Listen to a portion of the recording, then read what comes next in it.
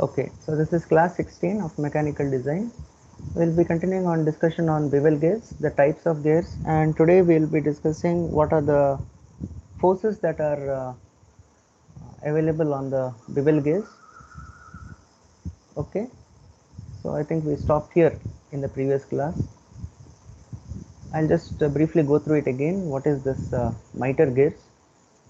So as you can see in this picture, that you have two gears which are totally identical to each other.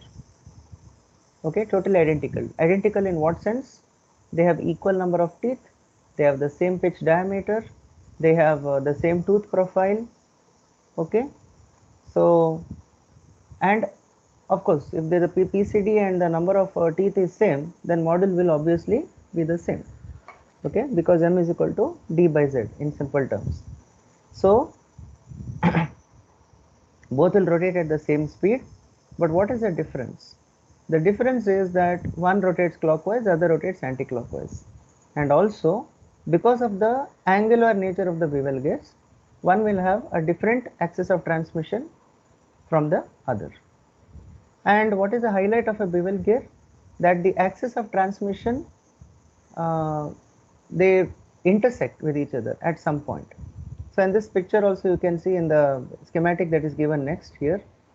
Here also you can see that you have one of the gears rotating the other gear.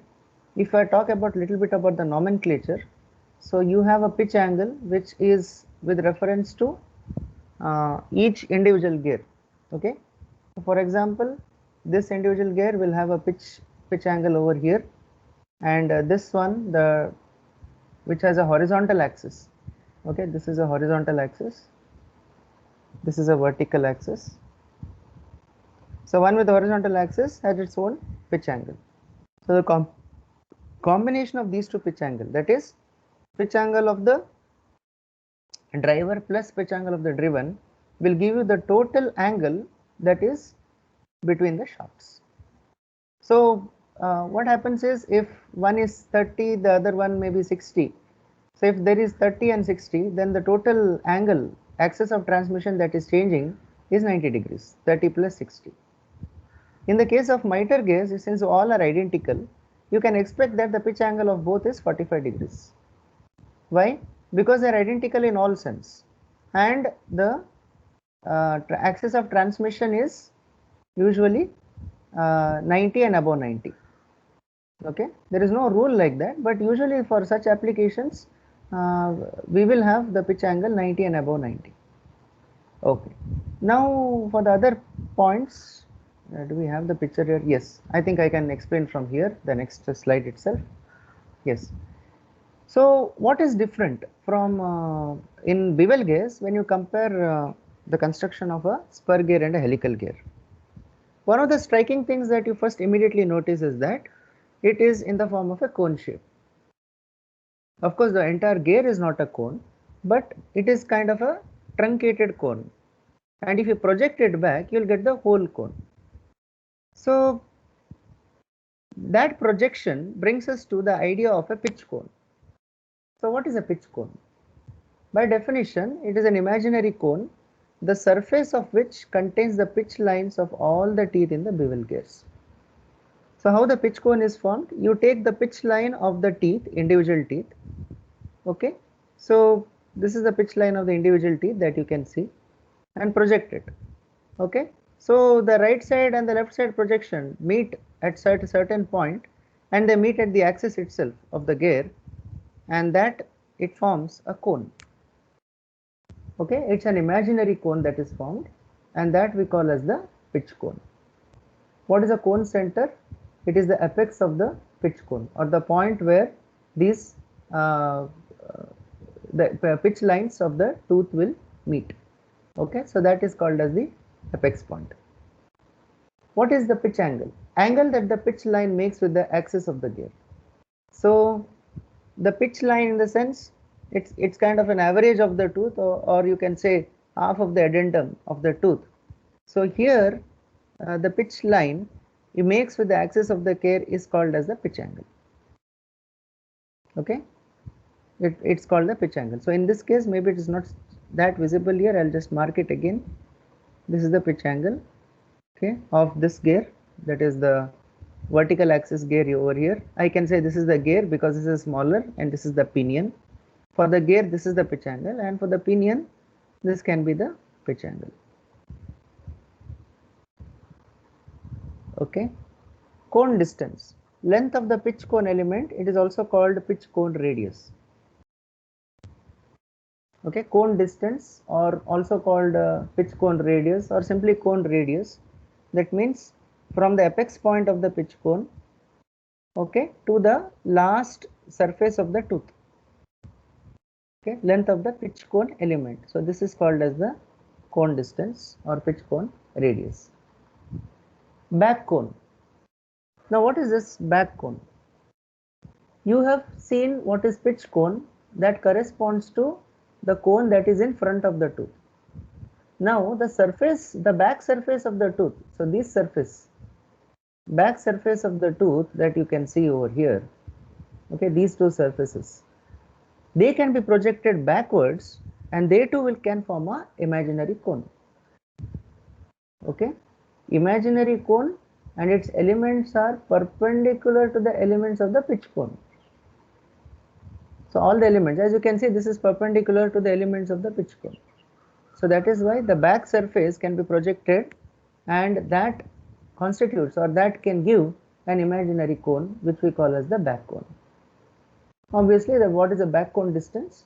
The back cone distance is length of the back cone element, also called back cone radius. So this radius, we call it as the back cone from here to here. Okay. Then shaft angle, it is the sum of the pitch angles of the pinion and gear.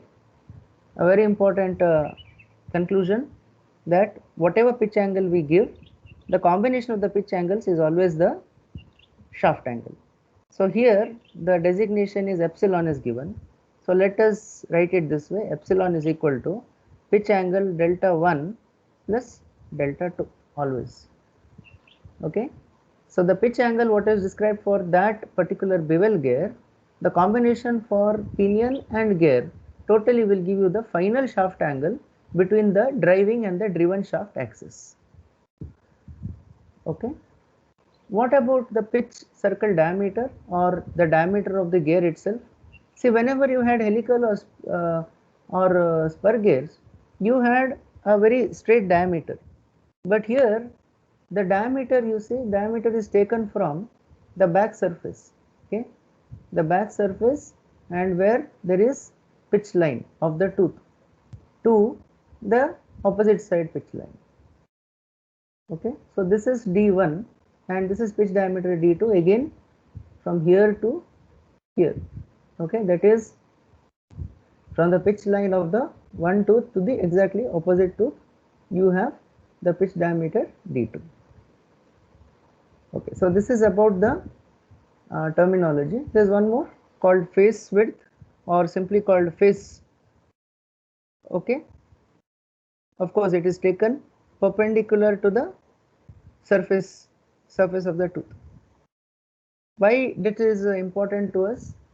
You remember in spur gear and helical gear, the tooth profile, if you cut it out, okay, it is all like this, and it continued the same way all over, whether it is spherical, spur gear or helical gear. Whereas here, the tooth is something different. So, and maybe at the front face, it is smaller, and it goes on increasing backwards in a larger way. This is the type of the bevel gear tooth. Okay, so the face width is always measured perpendicular to the surface, just like this. B, it was measured. So similarly, B is measured from this surface to the back surface. Okay. Now, very important concept of formative number of teeth. Here also you require a formative number of teeth. Why? Just as you had an equation which took into account the Lewis form factor, okay, and you had a formative number of teeth for helical gears. In a similar way, you have a formative number of teeth, that is imaginary number of teeth on an imaginary spur gear, having a pitch radius equal to the back cone radius. Now we were discussing about the back cone radius. So what is the speciality of that? So this is the speciality. What is that? If you want a formative number of teeth, it is based on the pitch cone radius, back cone radius. Back cone radius. So that is the surface of the tooth on the back side. When you project it out, you will get this back cone radius with the center here. Okay, this is the center C. So what is the distance from here? That is the pitch line of the tooth to this center. It is called RB. I will write it here, the back cone radius RB. Now it can make sense. Okay. So having a pitch circle radius equal to that, if suppose say you have a spur gear with the radius RB, that would have the same performance as a spur gear. Okay. Same performance of a spur gear as the bevel gear is now giving us. And one more thing, what is the angle of this RB over here? You see, this is the delta means the pitch circle. It is called as what? The pitch angle. This is called as a pitch angle. Delta is the pitch angle here. That same pitch angle gets continued over here. Okay, so you can see over here. Okay, that angle is made by this RB with respect to the axis line. Okay, I would say opposite angles, and it is exactly by the geometry that it can be proved. Okay, so what is the formative number of teeth? It's the number of teeth in an imaginary spur gear having a pitch circle radius or pitch radius equal to the back cone radius. So similar to helical gears, we can project whatever the Lewis equation is there onto an imaginary spur gear equivalent to a bevel gear teeth. Fine. What are some of the forces that are available on the bevel gear? You remember spur gear, you had only two types, WT and WR. You went to helical, you had three types, WT, WA and WR. In a similar way, bevel gear also will have three forces. So you have W or F, whatever the normal that is acting on the tooth. Since the tooth themselves are inclined, and also as I just mentioned, the tooth on one face, the thickness of the tooth on one face will be different from the other. For example, you see here the tooth thickness is only this much, whereas here the tooth thickness has enlarged. As it goes, as it finishes of the distance of the face width, it would have got enlarged because it is in the form of a conical shape. So your normal to the surface will be something like this as shown in this figure. It is a bit difficult to imagine. See, this W is normal to the tooth. If this is the force normal to the tooth that you want, then it can be, according to the global axis, it can be divided into three components. The same three components, they are largely the component of WT or the tangential tooth load, on which our Lewis equation is based on. Then there is WA, the axial forces that are taking place, but as you can see, the magnitude of the axial force is small when compared to WT or the tangential force. And finally, you have WR, which is the radial forces that are acting inwards. And we know that WR, though it is a component, we are not going to worry much about it because WR is going to make the tooth more safe. Okay. So straight bevel gears, what is the equation now? W is equal to WT by cos phi. Okay, phi is the angle made by the normal to the tooth load with the horizontal, or sorry, the vertical of the entire global system, global Cartesian based system. And coincidentally, WT will also come on that system. Okay, so that is angle made. If that is angle made, the WT by cos phi will give you W, and WA is WT tan phi sin alpha, where alpha is the involute angle, and WR is equal to WT tan phi cos alpha. Fine. If it is a spiral bevel gear, then some other terms will come into picture here. That is psi value will come. Okay, that is the curvature or the angle, the helix angle, that is this same as what you had for helical gear, the helix angle. The psi angle will be included in the equation if it is for a spiral bevel gear. As of now, we are going to design only straight bevel gears, okay, because we want to discuss many things based on that.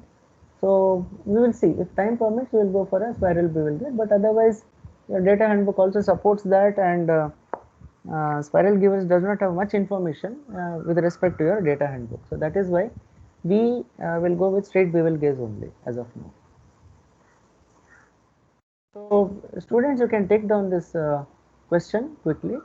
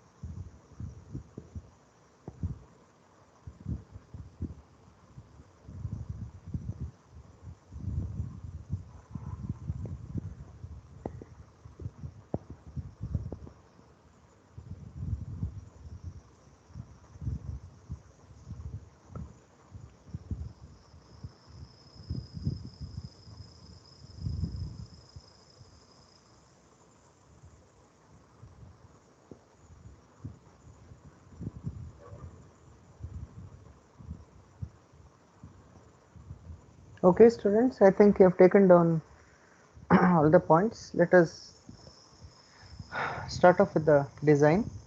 As you might have guessed, this is a design having all the components. Okay, so it says design the gear drive with respect to strength, that is Lewis equation, and calculate the dynamic load and check for wear load. All discussions pending that are based on bevel gear, we can take it up here. Okay, so what is the situation now? Bevel gear, yes, transmit 5 kilowatt, so P is 5 kilowatts, 900 rpm of pinion, so N1 is 900 rpm, shaft angle is 60 degrees, so you can say the total shaft angle delta is 60 degrees, and that is equal to the individual shaft angles, sum of individual shaft angles, delta 1 and delta 2. So let this be the total shaft angle delta, and delta 1 and delta 2, let it be the pitch angle of pinion and the pitch angle of the gear respectively. Okay. We will use this nomenclature everywhere. Speed reduction is 3:1, so I is equal to 3. Teeth are having 20-degree full depth involute. Number of teeth on pinion is 20. So you can say Z1 is 20. The pinion is made to be of steel having design stress 120 megapascals and gear is made of cast iron having design stress of 80. So in this problem, sigma d1 and sigma d2 are directly given. Sigma d1 120 and sigma d2 of 80. The load is steady and service is continuous. So service factor, if you want to calculate, it is steady and continuous. So we'll check out what is that thing, okay, and calculate the the respective strength, dynamic load, BHN value. You can take it as 200 and 180. We'll look at this later because it's the last part. When we check for wear load, that matters. So we'll concentrate on the first part now, that is with respect to strength. Okay. For your bevel gears, we can go to page number 215. Page 215, where all the equations will start.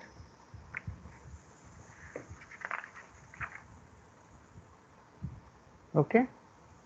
I think we'll see which is the nomenclature used here. From page 215, you can see that it starts with acute angle bevel gears and then continues on to other types. Okay, obtuse and right angled bevel gears. So first of all, confirm whether it is acute angled bevel gear. Okay, is it acute angled? How do we understand that it is an acute angled bevel gear? Okay, see the whole given. Yeah, Shaft angle yes, is less than 90. Shaft yes, angle is less than 90. correct.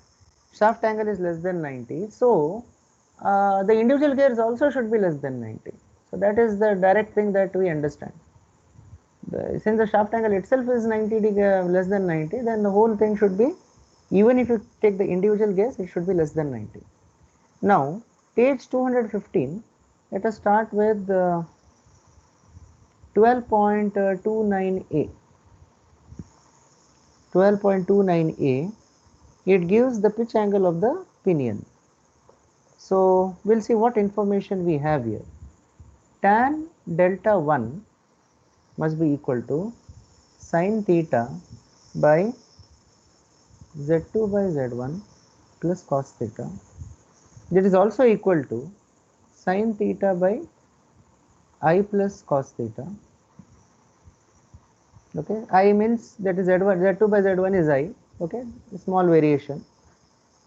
Okay, and if you want, if you have diameter with you, you can do it with respect to diameter also. Okay, what is this theta here? I think we have to change a little bit here with respect to the nomenclature used. Let me change that here. You can also change at your side. Let me not call this delta, I will call this theta, because I am going to use the same thing as what the data handbook is asking us. Theta is a shaft angle which is 60 degrees is equal to delta 1 plus delta 2. Okay, and if you want what is the pitch angle of this delta 1 and delta 2, okay, individually, then tan delta 1 is equal to sine theta by I plus cos theta. Since I is directly known, it is given in the problem, we can directly calculate this. So tan of delta 1 is equal to sine of 60 degrees by 3 plus cos of 60 degrees. Again, students, confirm that your calculator is in degree mode, and then delta you are going to get is 13.89. correct. So I can, before that I'll write what is tan delta 1 I am getting. Tan delta 1 is 0.247. So delta 1 is equal to 13.89 degrees. Okay, Many of them go wrong here. They calculate something in radians and put that same value, which will give them very absurd values of delta and delta 2. So delta 1 is 13.89 degrees. The other one is very simple to calculate. Delta 2 is nothing but the remainder of the 60 degree, minus 60 minus 13.89. 46.103. Yeah. 46.1. 46.11. 1 yeah. You can say the remainder part of it. Okay, you can also go through the calculation using tan delta 2 equations, but yeah, this is also one other way, easiest way, fastest way. 13.89 and this is 46.11. Okay, so this delta 1 and delta 2 angles you got. Now since there is formative number of teeth, okay, the formative number of teeth, what is the idea of the formative number of teeth we have seen? So what is this formative number of teeth in terms of bevel gauge? Okay, formative number of teeth. Formative number of teeth ZE will be equal to Z by cos of delta. Z by cos of delta in general. So this is 12.35 D. Okay, page 218.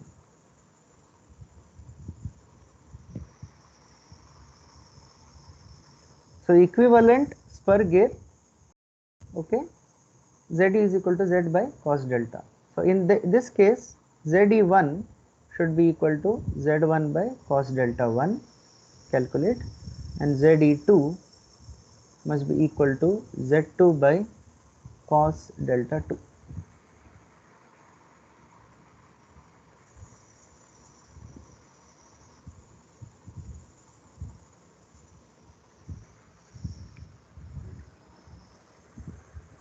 Yeah, so you know what is Z1?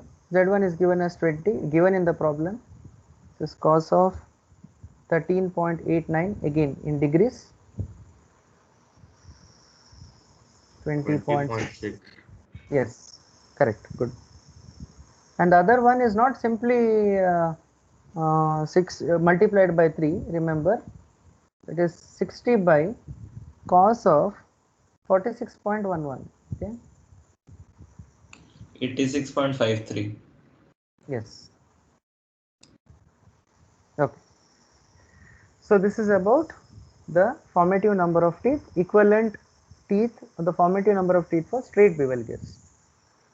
Okay, if spiral comes, you can note that 12.35E, the next equation, you have delta, and the extra thing is cos cube beta n, angle of tooth inclination at the middle of the face width. So it gets very complicated. Okay, spiral bevel gauge, but just for information, we are not using it here. We are assuming that it is a straight bevel gauge. Now, since Z is known, we can calculate Y1. For 20 degree full depth, it is 0.154, 0.912 by ZE1. Okay.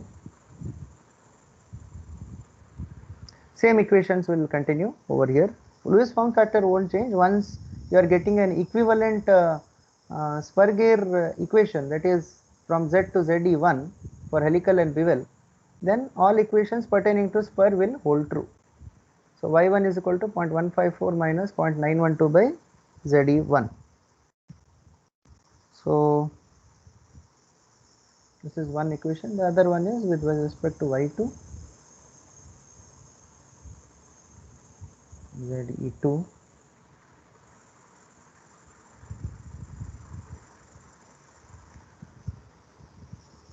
Yes, how much you got? 1097. Yes. 0.109. And the second one is 0.1434. Yes, good. Now for the product, sigma d1 y1 and sigma d2 y2. Find the weaker member out of this.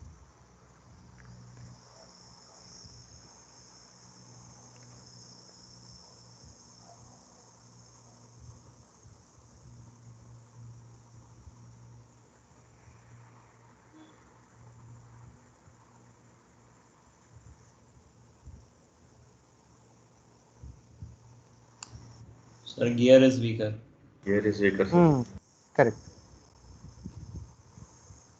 13.164 you'll get, and here it is 11.48. So you can see that sigma d2y2 is a lesser one. Okay, therefore gear is weaker. So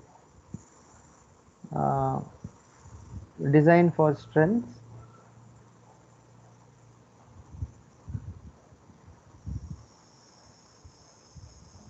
is based on gear.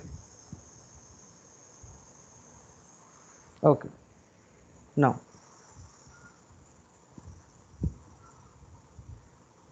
which equations to use? We'll check out that one. FT equations that you have to use. Number is strength of cut teeth, that is Ft is equal to sigma d Cv b capital Y m L minus b by L. So this is 12.37, page 218. You can see the statement of that equation. It says equivalent tangential force at large end as per Lewis equation for bevel gauge. Okay, so Ft is equal to sigma d Cv b y m is L minus b by L. We will see what is that. If you would like to refer to the table below, the figure below on that same page, figure number 12.11, you'll understand what is B they are talking about and what is L they are talking about. Okay, the cone radius and all those components, that is the face width. Okay, other things will remain the same. Sigma d b y m we are all get familiar with. L and B is something new for us here. What is L and what is B? So you can refer to that figure in 12.11, where L refers to the cone radius that is mentioned over there. Okay, cone radius that is mentioned, not the back cone one, but for the front portion, and B refers to the face width. Back cone radius is RB, which is not applicable in this formula, and L is the cone radius, which we also refer to as the imaginary pitch cone. So that is the radius we are trying to refer here. Okay, we'll go one by one. What are the things we know and what we need to find out? Obviously, in this whole problem, we knew what is Z, correct? Z is known. So this is a problem where the number of teeth is known. But for this application, we needed what is the diameter. In other words, what is the module? Okay, module and diameter is unknown. So we'll use that same principle where we iterate for different modules and try to fit a correct diameter. Okay, so what information do we have now? Sigma d is already known. I'll just change the formula here. We know it is with respect to gear we are designing. So sigma d2 is known. Okay, this 2 is known. Y is nothing but y2 we are referring to. Fine. The other factors remain the same. We'll see what is Ft now. Ft is equal to 1000 PCS by V. That formula will remain as it is. With respect to CS, what is the service factor for gears? So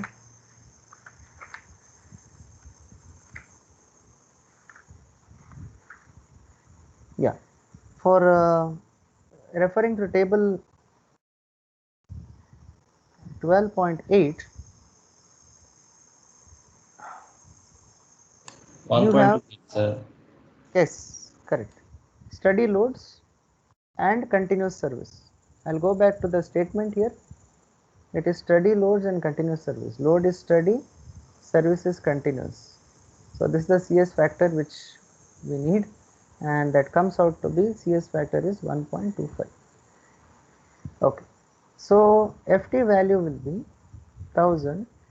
What is the power? It is 5 kilowatts. 1.25. Okay.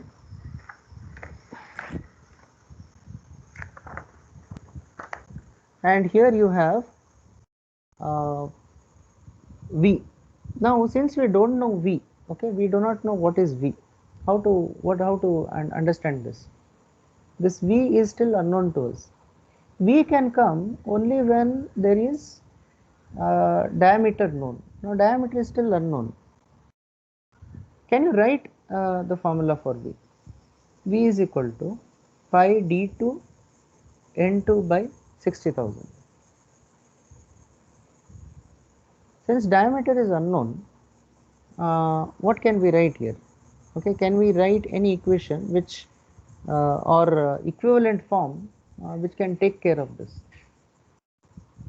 We can write d is equal to m into z, right? I'll write it here. d2 is equal to m into z2. z2 is something that we know.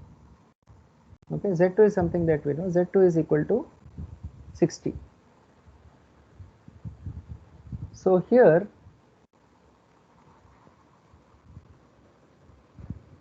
hold on.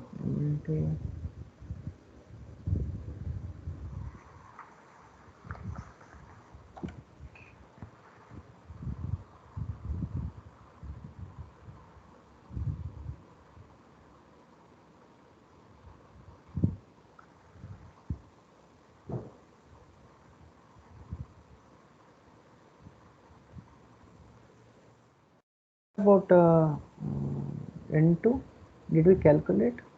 No. Yeah, but we can do that.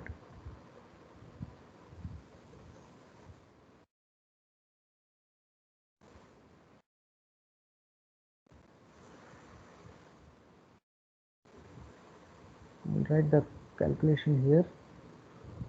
N1 was 900, I is equal to 3. So I is equal to N1 by N2.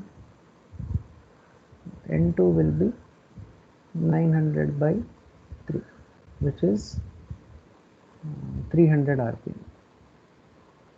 Okay, N2 is 300.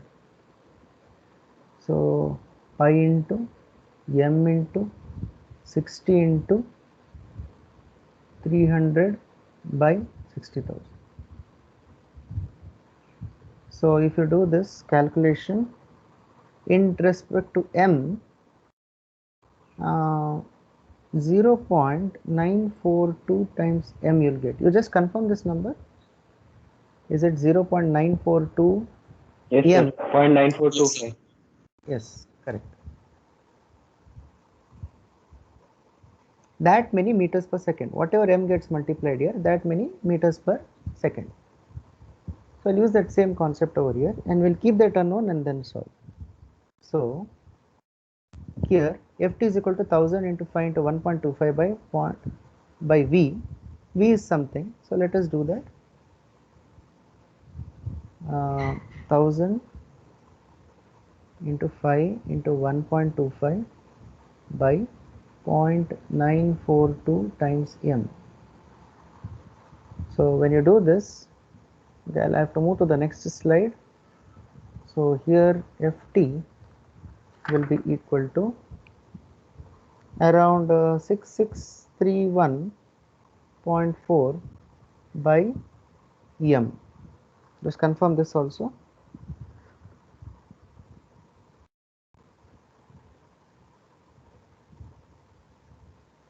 So whatever the figure here, that many newtons of force Ft.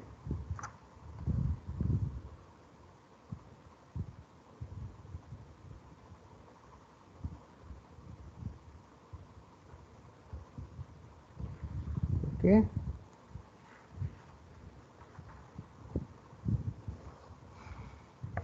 So let us keep it there for the time being. What did we do? We tried to find out Ft. Since diameter was unknown in this problem, we have to retain this in terms of module itself and write the velocity in terms of module. That module, you keep it as it is as m. Rest all the things you can solve and you bring to an equation where ft is written in terms of module. So the left hand side, keep it as it is. Right hand side, many things we know.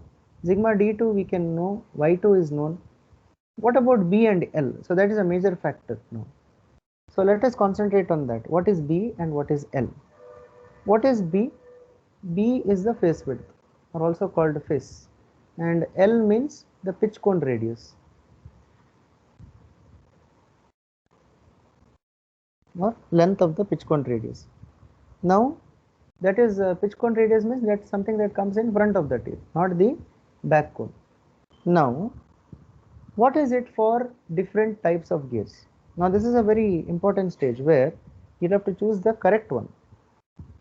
So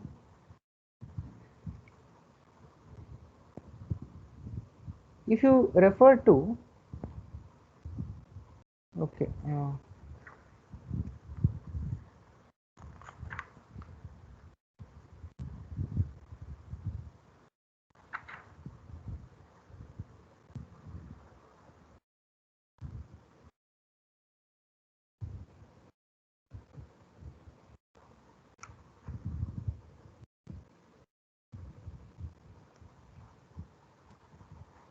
I'll just write the equation.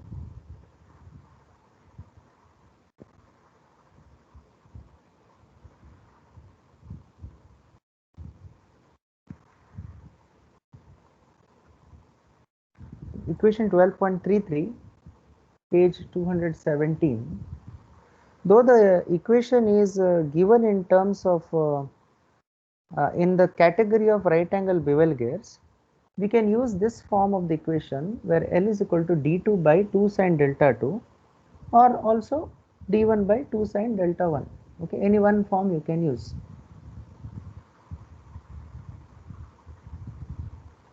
Fine, any one form of the equation you can use. But be careful here, there are some forms which you cannot use under specific circumstances. See, L is for this formula, this particular formula of cone distance, or also called pitch cone radius, is for, this formula is for acute and obtuse angled bevel gears.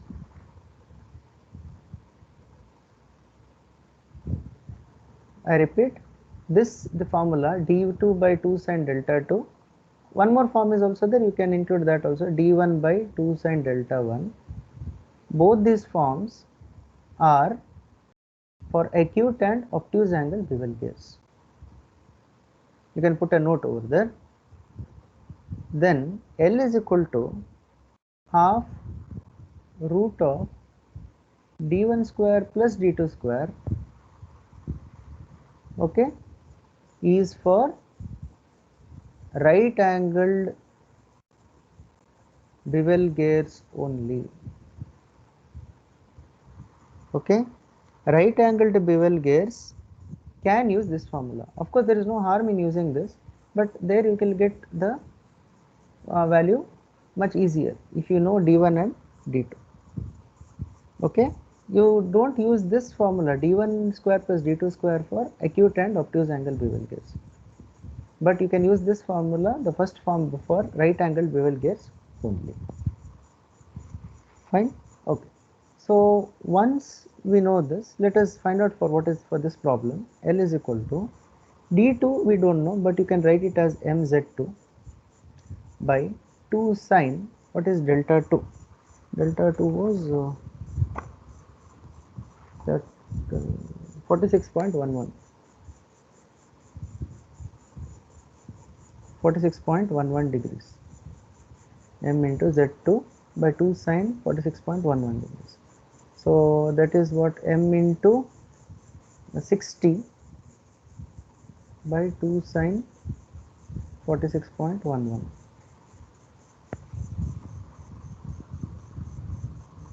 So 41.63 m. Yeah, you get around 41.63, or okay, 63 m, 63 m, that many mm of distance, 41.63 times the module. Okay. What to do for face width? Now L is done. What to do for face width? So here, in order to have that reference, you will have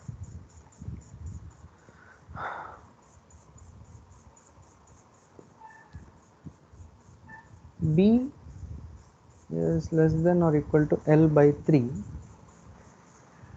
This is in 12.36 B.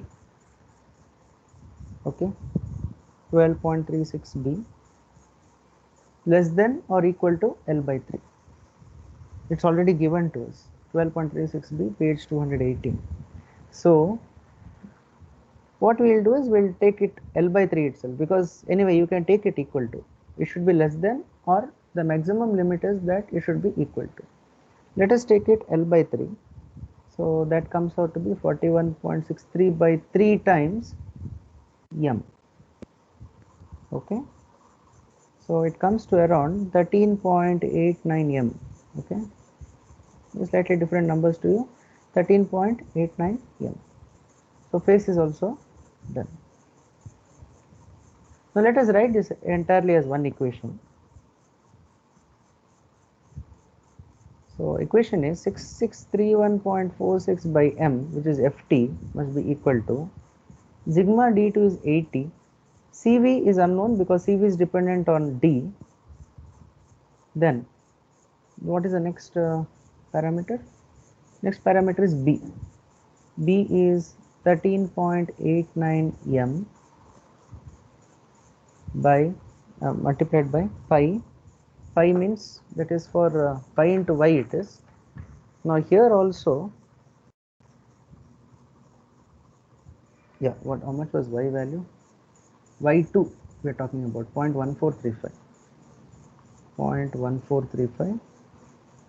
So this is the capital Y we are talking about, multiplied by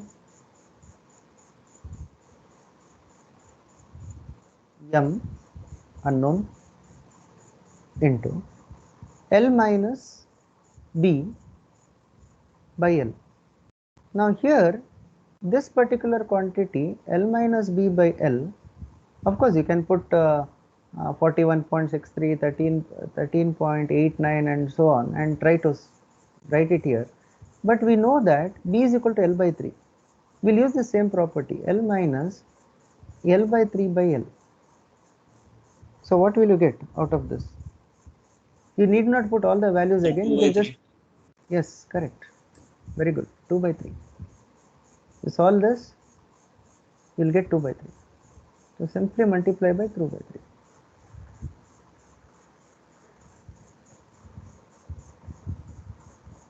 Okay, so what you are left with? You see, no matter how you have written this equation in this way, if you keep this, all the things on one side, you see 6631.46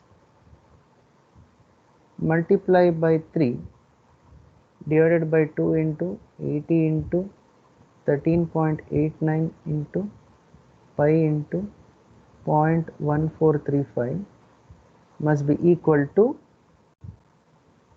M cube Cv.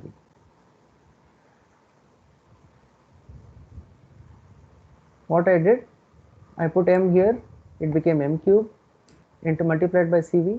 These are the unknowns. All the known parts I brought it down here. Okay, to the other side. 19.857. 19 is it? Yes. Okay. I'm getting around. I'm getting around 26 here.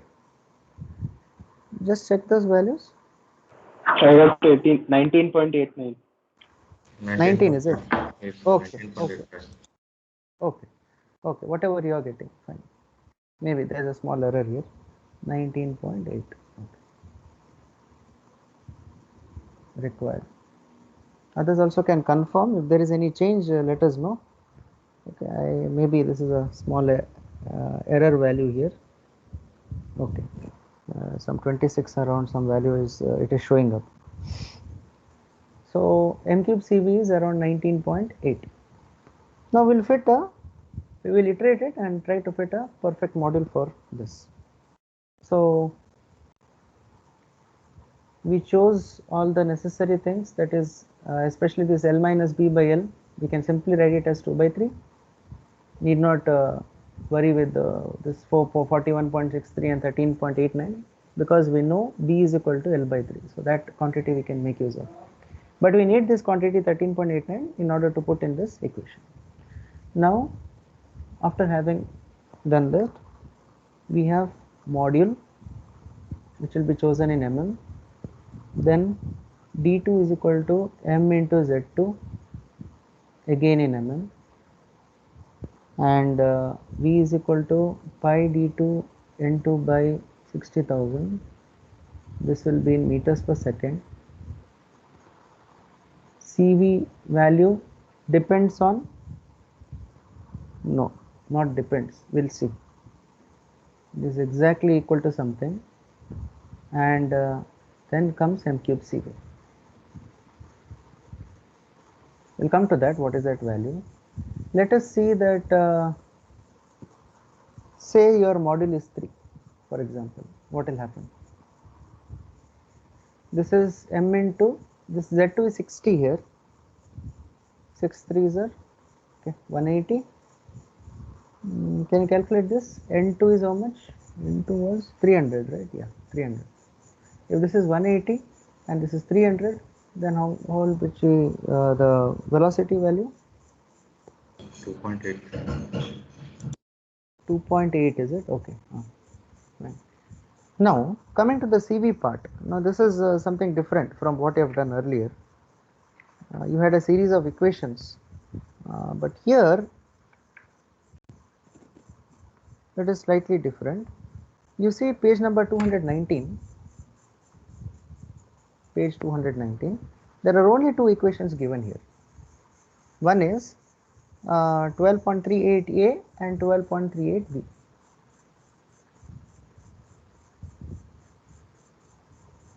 Okay, 12.38a and 12.38b. It all depends on how the teeth are formed. Are they formed by using form cutters or they are used generated teeth? Okay, form cutters and generated teeth. There are two different types of how the teeth can be done on a bevel gear. So form cutter means, I'll slightly try to explain here. Form cutter means you have a gear, okay, teeth, then you use exactly a cutter which will have teeth on it again. So they will carve out that particular kind of a teeth by using form cutters. So whatever the shape of the cutter is there, that shape will be impinged on the material, that we call as teeth itself. So that is form cutter.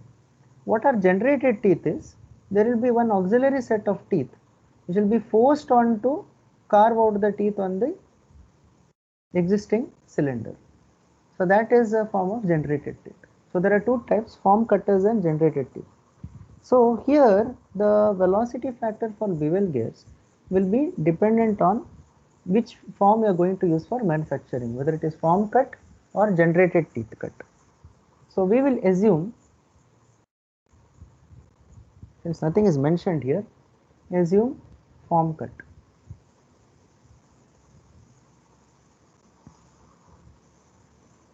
We'll assume form cutters. So CV value will be the same irrespective of whatever the velocity is. So CV is, in other words, what I'm saying is, of course, the CV value will change with different velocities, but you don't have to go to one other equation. You remember in spur and helical gears, there are different equations based on the velocity profile. If it was between 10 to 20, if it was more than 8, we had different equations, right? But whereas here, you have one single equation for irrespective of whatever the velocity is, but of course the value will change because it is dependent on velocity. 3.05 by 3.05 plus v is there.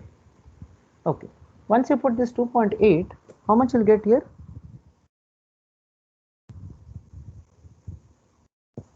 Sir, 0.518.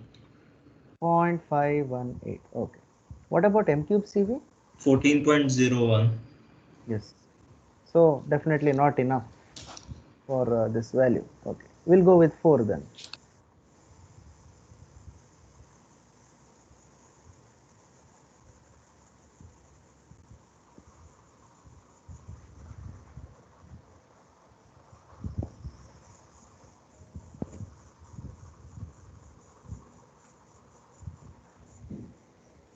If 4 is there, then this is 240. 60 into 4 is 240. Velocity will be around 3.768 I'm getting here. Okay. And when velocity is 3.7, then this will come out to be 0.447. What about M cube CV? So 28.62. Yes. So this is the right one for us because the required is 19. Okay. Okay. M cube CV that should be adopted should be greater than M cube CV which is required. So you have required is around 19 something. You got 28. Okay. You can't help it because we are not going for the second choice anyway. So M is 4 now. Therefore module is 4 mm. Okay, you can set. Then D1 will be, if module is 4 mm, this is M into Z1, which is 4 into 20. You have 80 mm. D2 anyway you have calculated to be 240. And what is B? 13.89 into 4 comes to around 42.16. Just check the values, and L value, that is the pitch cone radius, is 3 times B, which is 126.48.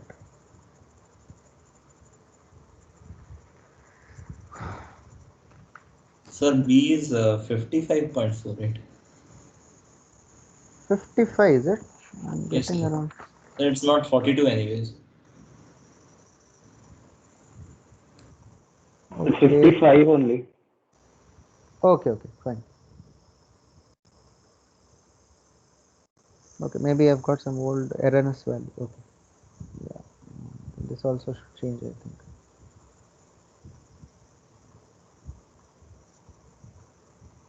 Yeah, how much it is? 55.56. 56. Okay, good. 3 times around 165, 160. 166. Yeah, 166.5, I think, almost. Yeah, 0.5, no? Yeah. So around these values you'll get. Okay, so this is the design based on strength that you need to calculate. Let us move on to the dynamic load section now and try to find out whether it conforms to that value.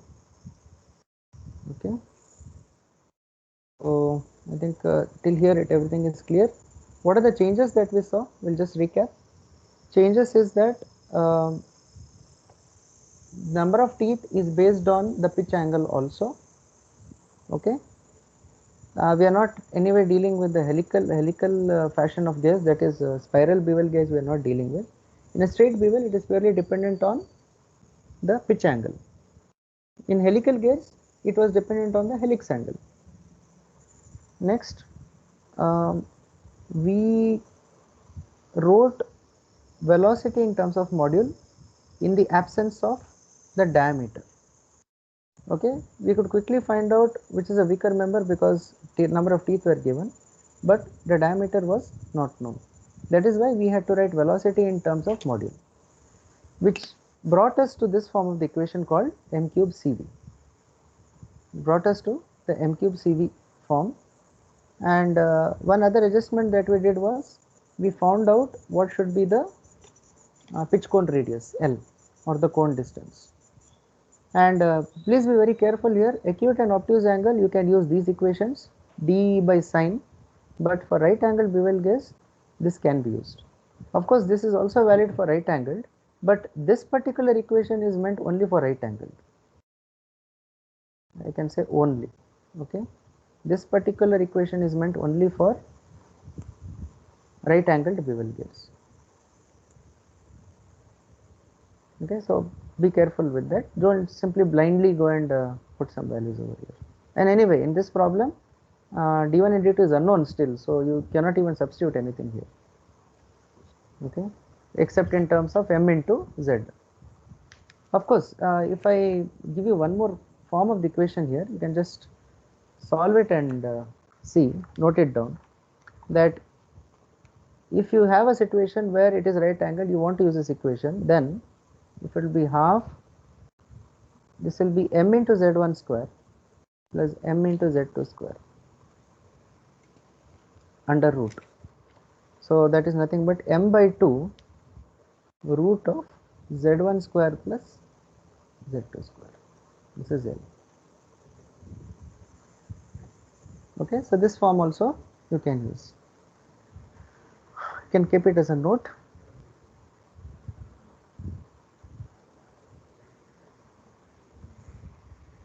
M by 2 the root of z1 square plus z2 square.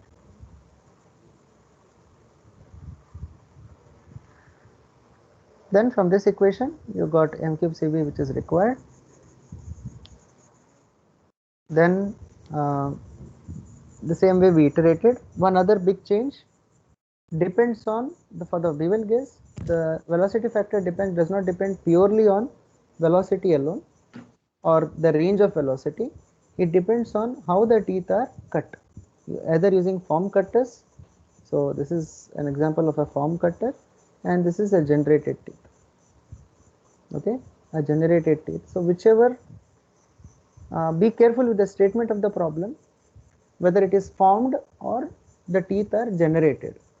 When it is generated teeth, this word will be correctly mentioned, generated teeth. Or if it is form cutters, this word will be mentioned that they are manufactured or they are cut using form cutters. Okay, so let us go to the next part, that is the dynamic load part. Yeah. Sir, when we find the face width of the bevel gear, why did we use 12.36b and not 12.36a? 12.36a. No, there it is in terms of this one, right? Module. But then even in the how will you equal to L by apply 3, that? No, if you use it in terms of module, okay, what is the range there? Here it is, we calculated around 13.89 width of the bevel gear face. So greater than 6 and B is lesser than or equal to 10. The range is out, right? It is of a different range. Actually, there are two references you can take. No, see, the reference that you take is either you can take module as reference or you can take the pitch cone radius as reference. In the absence of module, there is nothing you can compare it with. Since you never know that their module is like what is the module and all that, we are not going to use that as reference. We are going to take the length of the pitch cone radius itself as reference. Okay, but as you said, why that is there, why there are two references, I'll just clear it in the next class. Okay, if that is fine with you. Okay. But as of now, the module itself is not known, so something unknown, I don't think we can take that itself as a reference here. That is 6m and 10m or whatever. Okay, but I'll get back to you on that, why that two different values are given and which is more appropriate. Okay, thank you.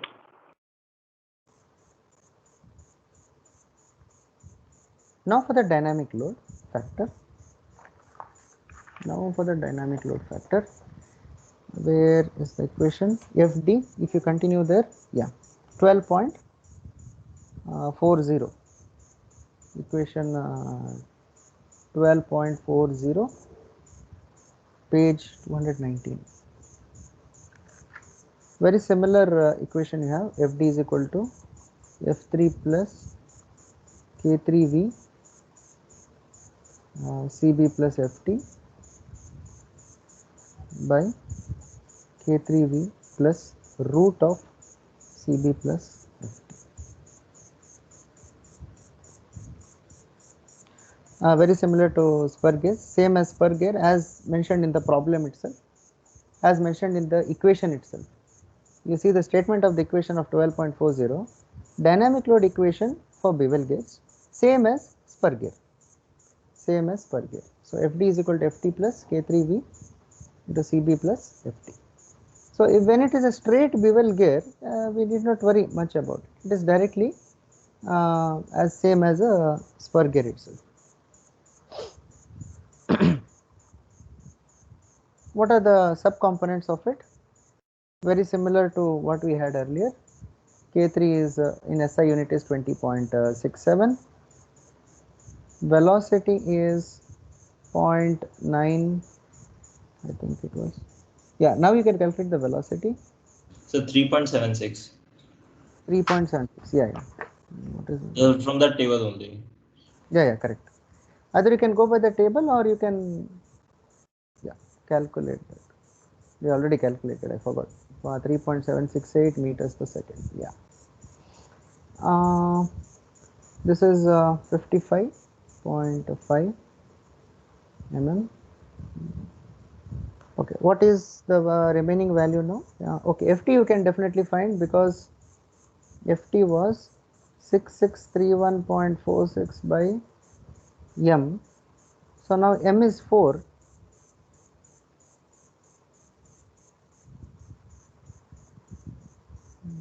How much it comes out to be?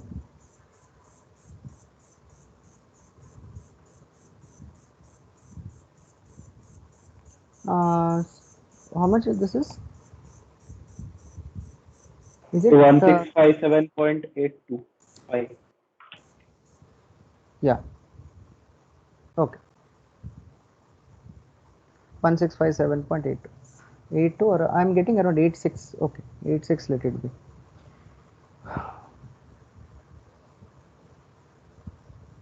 Again using the same tables, we can go for probable error.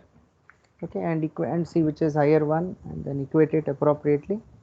So for velocity using table 12.14, you have velocity in meters per second. So you have 3, you have 4, that is a range, and you have 0.0, sorry, should be error.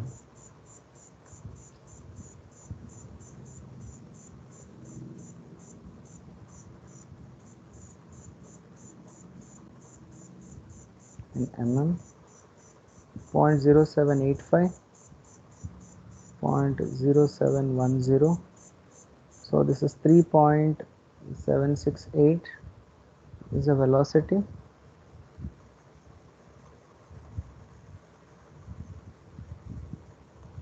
So what will be Emax? So interpolate.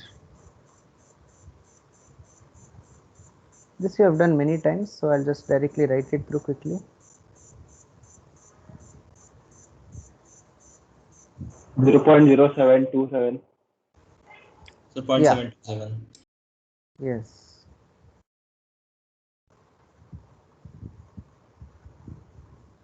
Zero point 707.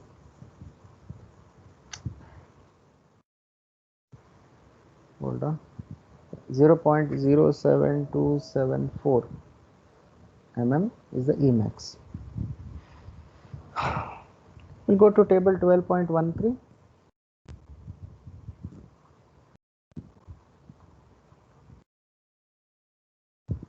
Okay, table 12.13, E is equal to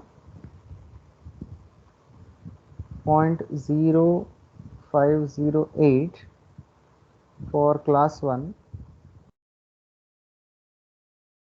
Okay, and this is for m is equal to 4 mm. Okay, the starting range itself, m is equal to 4 mm. So this is this particular value is less than Emax.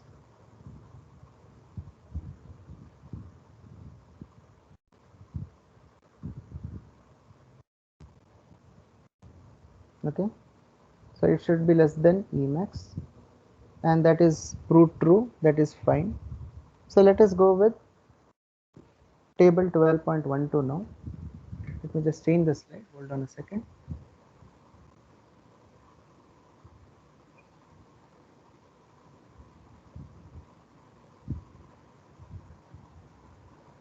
Yeah.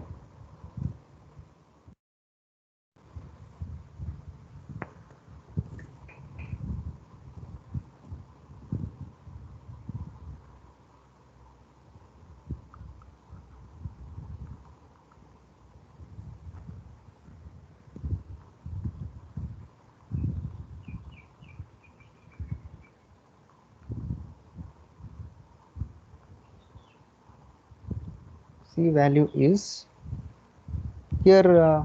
What is the material? Let us go to the statement of the problem. See, the pinion is made of steel and the gear is made of cast iron. So steel and cast iron combination, or other way, cast iron and steel combination, whichever it is. So select the values carefully here. So in table 12.12, the values of the dynamic factor C with 20-degree full depth with cast iron and steel, you have to choose. And the error value is in between 0.04 and 0.06. So reference values are 314.6 and 471.9. Okay, I think you understand now why we will choose this one, because it is cast iron and steel. Okay, So can you show previous slide once again? previous slide, this one. Okay.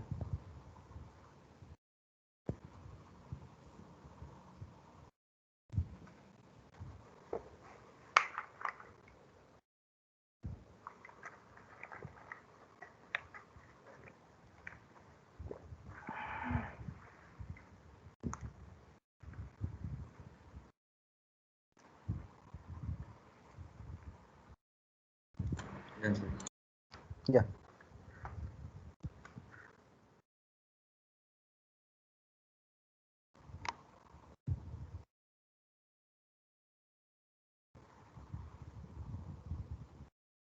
So interpolate again. 0.0508 minus 0.04 by 0.06 minus 0.04 equal to C minus 314.6 by 471.9 minus 314.6. So dynamic factor C will be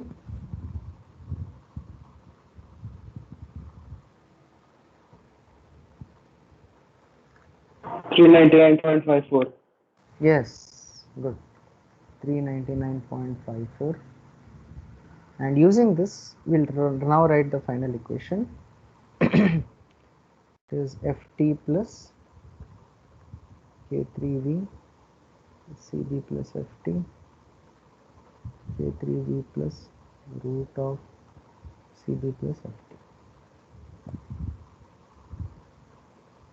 So we can write 1657.86 plus 20.67 into 3.768 into 399.54 into 55.56 plus 1657.86 by 20.67 into 3.768 plus root of this whole thing below again. Okay, I'm not going to write again. Get some FD value, you can calculate. 2653.69.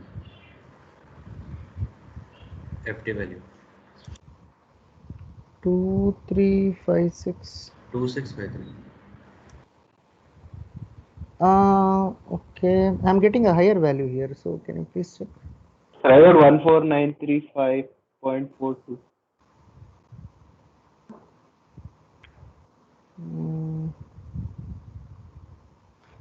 Do you get around 9,000 or anything?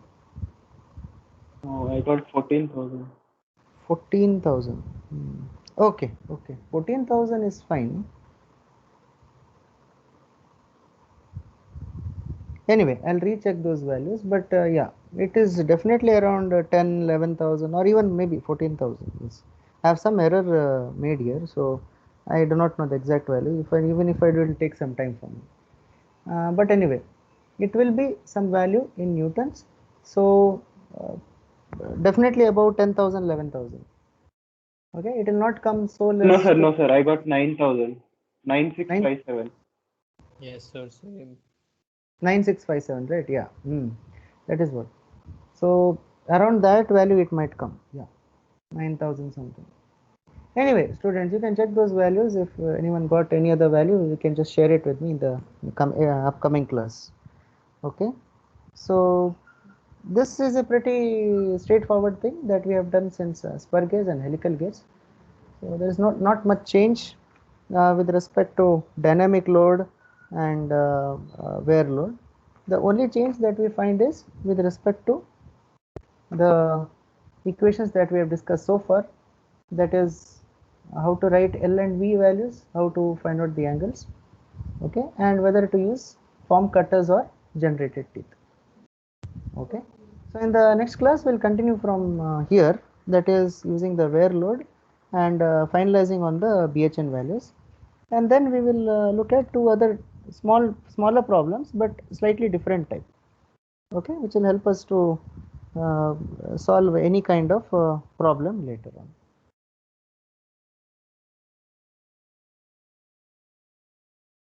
Okay, students, thanks for joining today, and see that all of you are still safe. Don't go out much. Okay, keep yourself safe, keep your family members also safe, and have good protocols. That is COVID protocols, whatever has been followed, if it is imposed on you. And hopefully we'll meet again safely on Friday again, 2 to 3:30 class. Okay, thanks for joining, students. Thank Thank you, sir.